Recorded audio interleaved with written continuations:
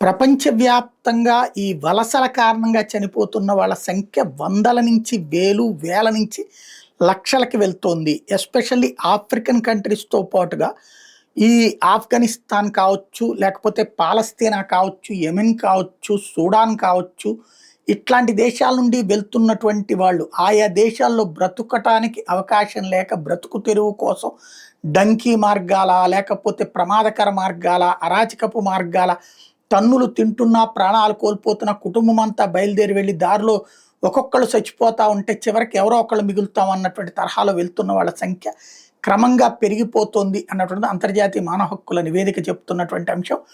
అగ్రరాజ్యాలకు వెళ్ళడానికే వీళ్ళల్లో ఎక్కువ మంది ప్రయారిటీ ఇస్తున్నారు యూరప్ దేశాలకి. అదే సందర్భంలో బంగ్లాదేశు, బర్మా, ఆఫ్ఘనిస్తాను, లేకపోతే గనకన పాకిస్తాను, శ్రీలంక ఇట్లాంటి వాళ్ళేమో భారత్‌కి రావడానికి ఇష్టపడుతున్నారు కానీ చైనాకి పోవడానికి ఇష్టపడట్లేదు అన్నటువంటిది తాజాగా అందుతున్నటువంటి లెక్కలు.